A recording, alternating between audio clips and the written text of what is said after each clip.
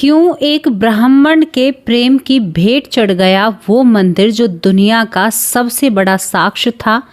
आपको वक्त बताने में, आपको ब्रह्मांड के बारे में बताने में, आपको सूर्य के प्रकाश के बारे में बताने में, क्यों एक ब्राह्मण जिन मंदिरों में पूजा किया करता था, प्रेम की खातिर उन्हीं मंदिरों को तोड़ दिया और बड़े गुस्से में तोड़ा। दोस्तों, कभी कभी ना समाज कुछ ऐसे फैसले लेता है जिसका भुगतान शायद उस वक्त तो नहीं भरना पड़ता, लेकिन बाद में बहुत बड़ा हर्जाना देना पड़ता है। आज एक ऐसी प्रेम कहानी जहां पर एक ब्राह्मण ने प्रेम के चलते शायद सारी मर्यादाओं का उल्लंघन किया या अपने उन महत्वपूर्ण चीजों के साथ खिलवाड़ किया जिनके साथ उसे नहीं करना चाहिए था। आज उस ब्राह्मण को कोई भी ब्राह्मण नहीं कहता है, राक्षस की उपाधि देता है। एक ऐसा मंदिर जिसने इतिहास देखा, जिसने अपने ही लोगों से कहते हैं कि अपना शोषण होते हुए देखा। एक ऐसा मंदिर जिसने ब्राह्मण के हाथों टूटना देखा। एक ऐसा मंदिर जिसमें अंग्रेजों ने शायद अपना जोश और दम दिखाया।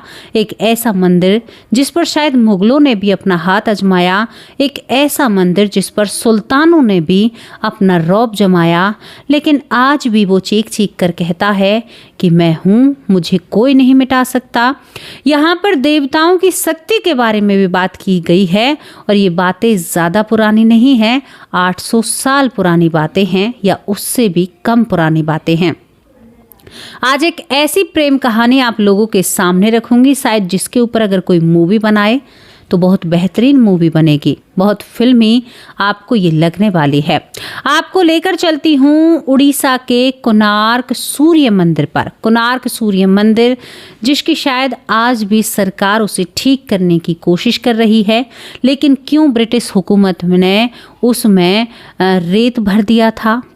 कहते हैं कोणार्क मंदिर की जो प्रतिमा है, यानी सूर्य भगवान की जो प्रतिमा है, वो हवा में तैरा करती थी। प्रतिमाएं हवा में यानी लहरा करती थी। ऐसा हो सकता है? क्यों उस गर्भगृह को रेत से बंद करना पड़ा? और कौन था वो पंडित जिसकी प्रेम कहानी?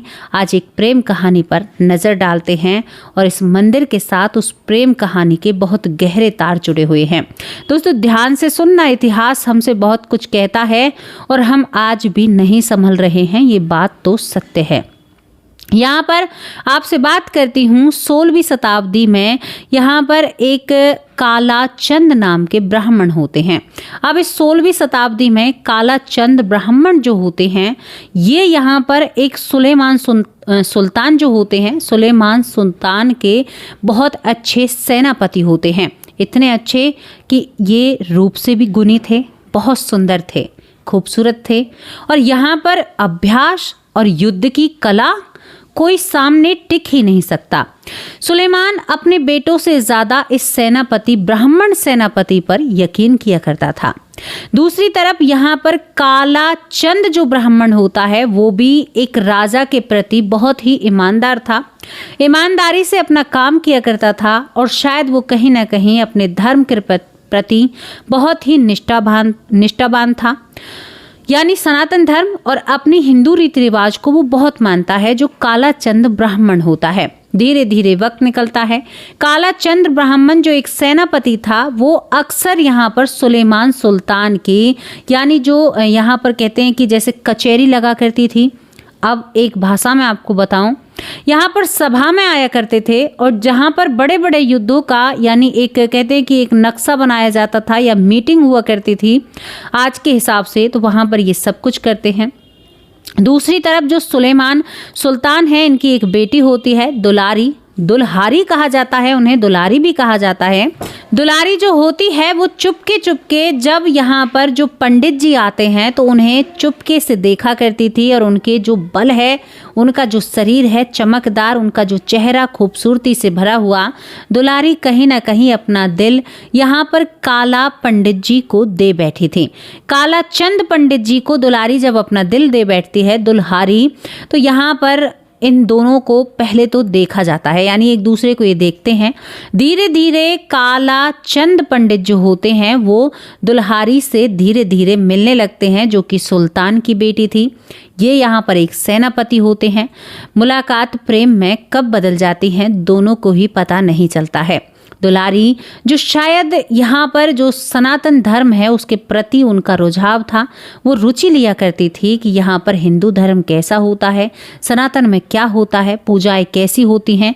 शायद यही रुझाव कहीं न कहीं यहाँ पर काला चंद पंडित जी की तरफ उसे, यानी ब्राह्मण की तरफ उसे झुका देता है। दुलारी एक बहुत अच्छी यानी राजकुमारी थी और बहुत ही साफ दिल थी।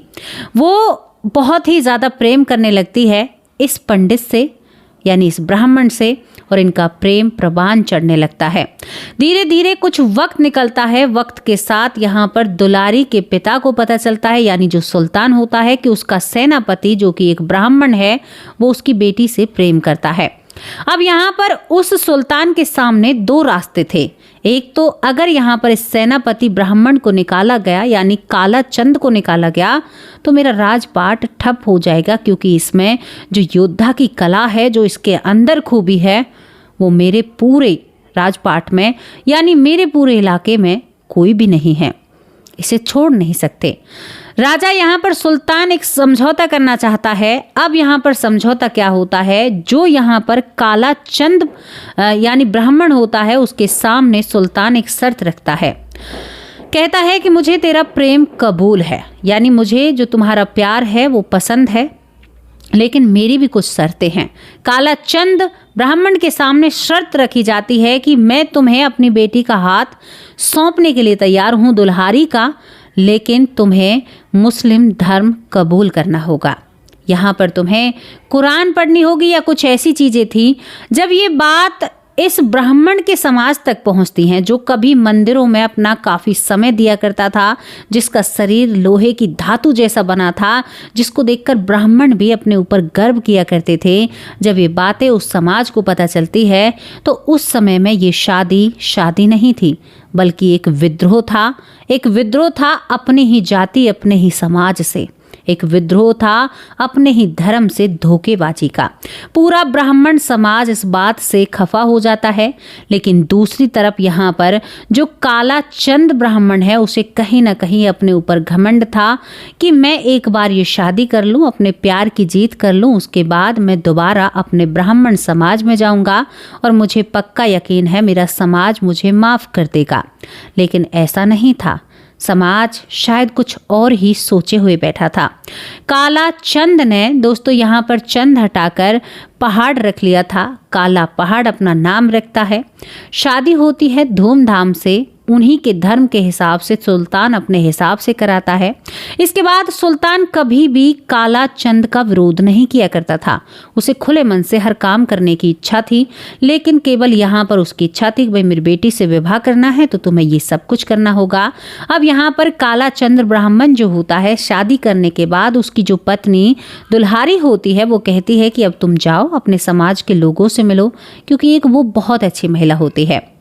इसके बाद जो काला चंद होता है दोस्तों, यहाँ पर वो अपने समाज के पास जाता है, मंदिर में जाता है और अपनों से जब बात करता है तो अपनों ने उसे गालियाँ देना शुरू कर दिया। कहा कि जहाँ तू भोजन कर कर आया है ना और स्त्री गमन करके आया है, तेरी छाया भी हमारे ऊपर पड़ी तो हम अपवित्र हो जाएंगे। कैसा है रे तेरा प्यार? तू तो उस कुत्ते से भी गया गुजरा है जो हांडी खाकर चाट कर चला जाता है। तो उससे भी बुरा है। उस कुत्ते की हांडी का खाना मंजूर है, लेकिन तुझे अपने समाज में वापस लेना मंजूर नहीं है। यहाँ पर दोस्तों काला चंद जो ब्राह्मण होता है सुनकर हैरान हो जाता है। मुझे कुत्ता कहा गया? मैं इतना बड़ा सेनापति, इतनी सारी चीज़ों को देखता हूँ, मेरे साथ ये व्यवहार? वो कई बार क्षमा मांगता है, कहता है कि मुझे अपने समाज में लो।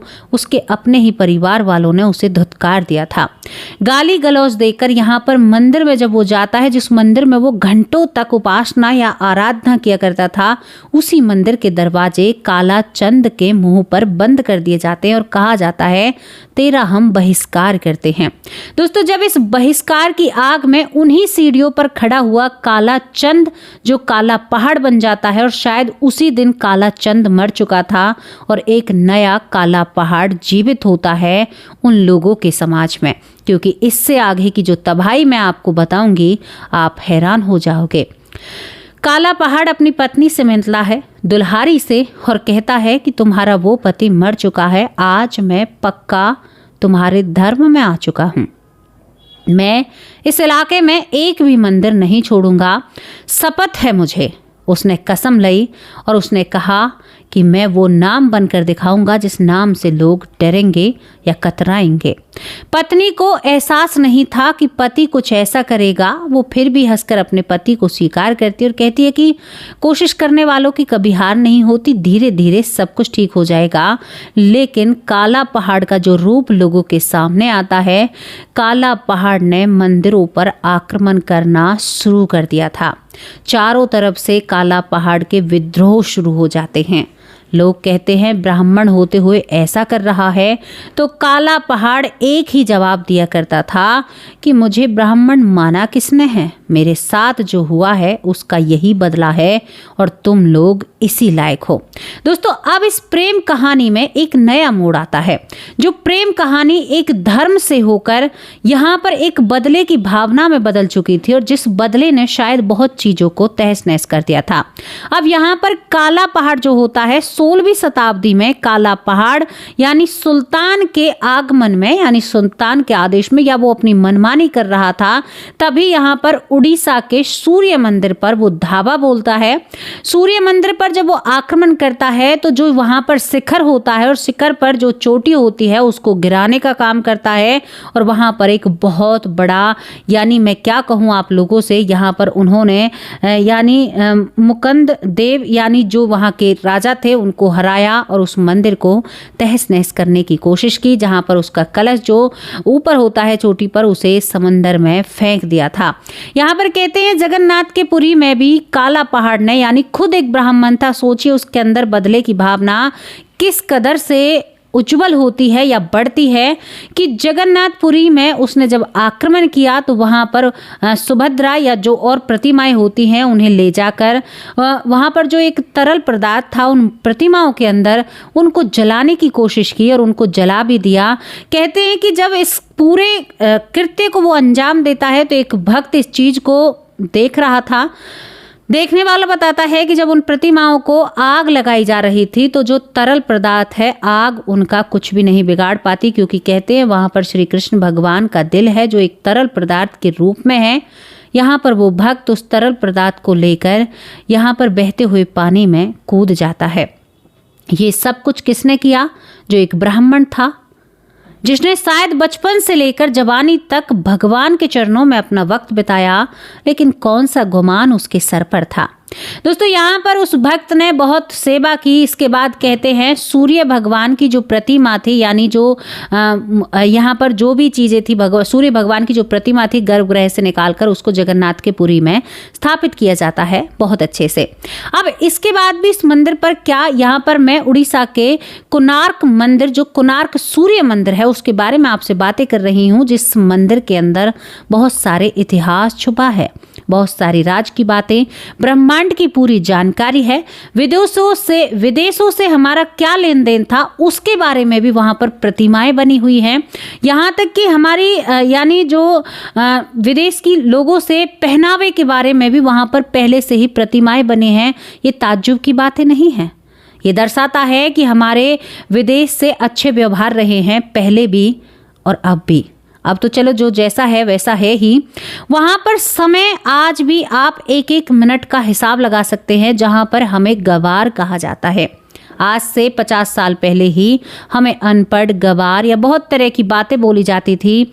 यहाँ पर साइंस जिन चीज़ों के बारे में, क्योंकि वहाँ पर आपने चक्र देखे होंगे, यहाँ पर करीबन मैं आपको बताऊँ 24 पहिए हैं, यानी जो गोल हैं, चक्र यानी टाइम के रूप में है, 24 पहिए जो आपके 24 घंटों को दर्शाते हैं। ये सुन लीजिए आप, 24 घंटों को दर्शाते हैं। आप वहां पर छाया करके देखोगे तो आपको एक एक सेकंड का वहां पर मतलब पता चलेगा। 7 घोड़े वहां पर 7 हफ्ता यानी इतवार, सोमवार, मंगल, बुध, बृहस्पति, इन चीजों को आपके सामने रखते हैं। पूरी चीजों का, जिन चीजों को साइंस आपके सामने, यहाँ पर वो 7 घोड़े, आपको बताऊं, सूर्य की 7 तरह की रंगों के यानी किरण जो होती हैं, 7 तरह के रंग निकलते हैं हमारे सूर्य से, उनके बारे में भी दर्शाती हैं। अब उस मंदिर के बारे में अगर हम जाने तो बहुत सारी राज की चीजें हैं। कहते हैं कि उनकी जो 200 फीट ऊंची छत थी, उसके ऊपर एक चुम्बक थी, जो चुम्बक 52 टन की होती है। वो चुम्बक की वजह से उस पूरे मंदिर का, यानी उस पूरे चुम्बकीय तरह से, यानी वहां पर नीचे भी लोहे का बहुत सारा इस्तेमाल है।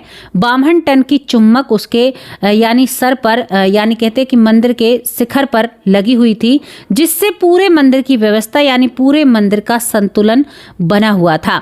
अब यहाँ पर मैं आपको बताऊं कि जो यहाँ पर पुर्तगालीन थे, जो जहाज के जरिए यहाँ पर आते हैं, उनके जहाज इसी चुम्बक के कारण डूब जाया करते थे।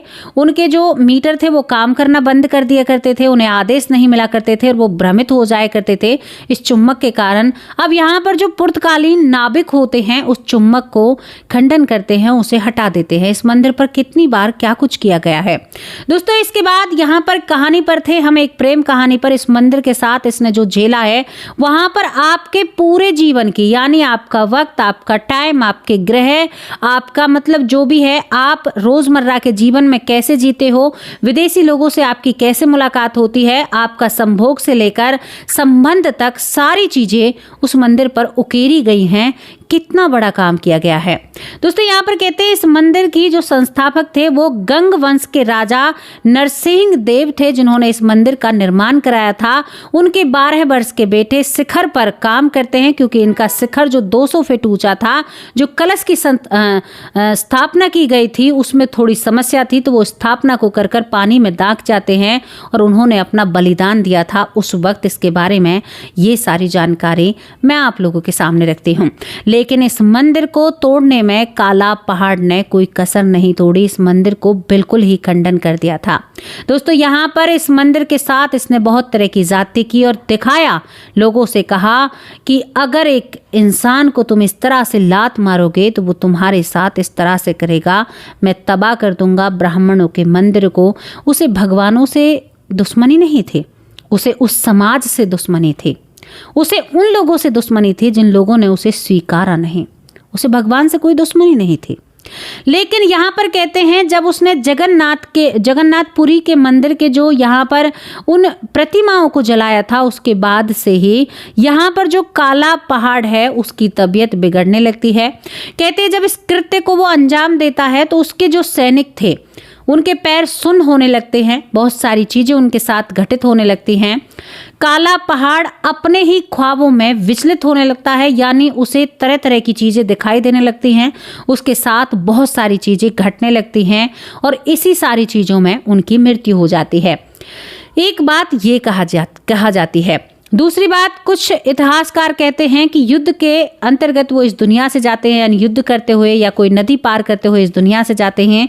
लेकिन सबसे ज़्यादा प्रचलित जो है वो ये है कि जब से उसने जगन्नाथ के पुरी मंदिर के साथ, यानी उड़ीसा के कोणार्क मंदिर जो सूर्य मंदिर था, जगन्नाथ के पुरी मंदिर के साथ जब से उसने ये तोड़ फोड़ शुरू की थी, तब से उसकी जिंदगी जीना दूभर हो गई थी दोस्तों। ये प्रेम कहानी।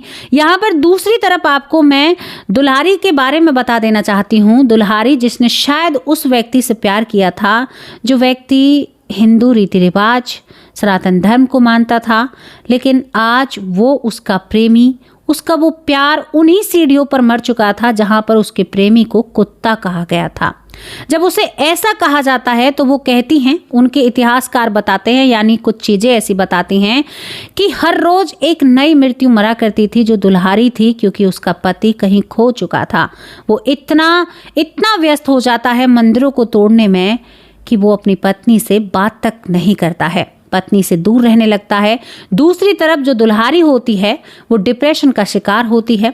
उसे महल के अंदर ही बहुत तरह की बातें सुननी पड़ती हैं, क्योंकि सुल्तान भी कहीं ना कहीं ये नहीं चाहता था, वो जनता का विद्रोह नहीं चाहता था, लेकिन एक तरफ यहाँ पर जो काला पहाड़ होता है उसने विद्रोह सीधा सीधा अपने सामने ले लिया था। बहुत सारे दुश्मन अपने सामने खड़े कर लिए थे।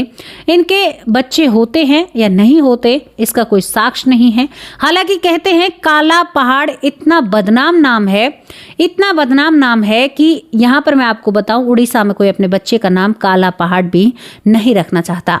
ये प्रेम कहानी जो एक प्रेम से शुरू हुई थी लेकिन एक मंदिर पर जाकर खत्म होती है, अब यहाँ पर इस मंदिर के साथ जो घटनाएं थी ना यहीं पर समाप्त नहीं होती हैं।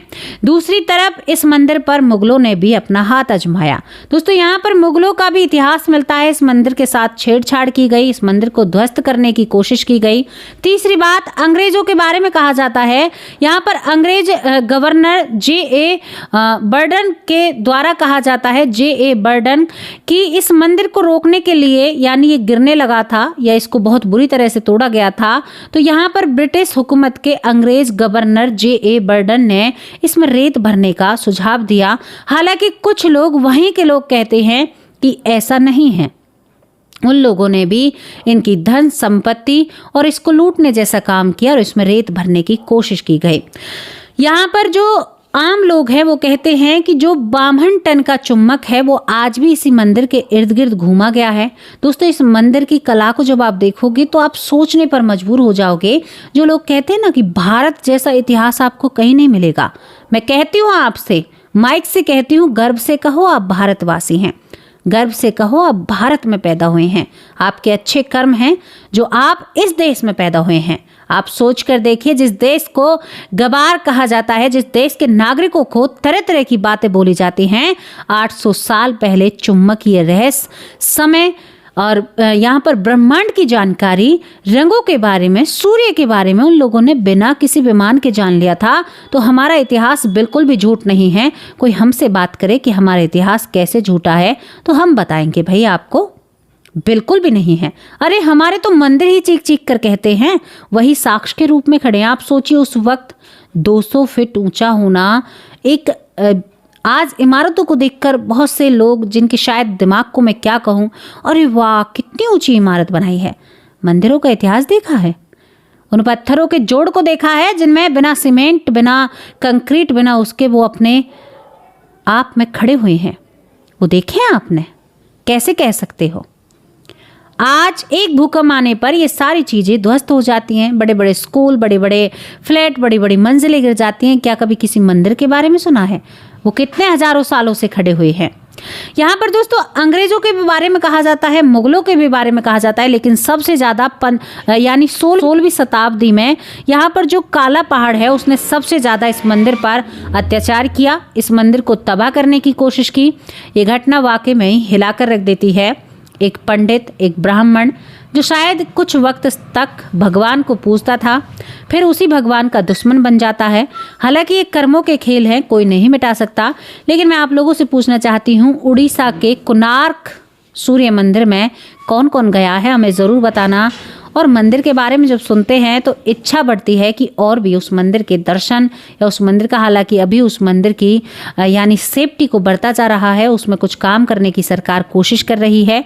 यहाँ पर जो ASI विभाग है वो इस मंदिर को सही करने की कोशिश कर रहा है।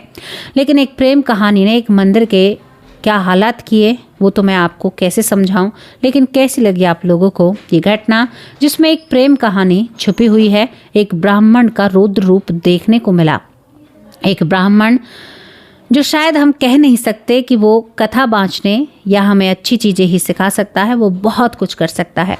तो कैसी लगे आप लोगों की स्टोरी? अपनी राय लिखकर ज़रूर भेजना और किस किस को इसके बारे में जानकारी थी इसके बारे में भी बताना। अब आप लोगों से विदा लेती हूँ, कल हाजिर होंगे एक सच्ची और अच्छी स्टोरी के साथ। तब तक के लिए नमस्कार, जय हिंद, जय भारत। अपना और अपने परिवार का ख्याल रखिए। राधे राधे।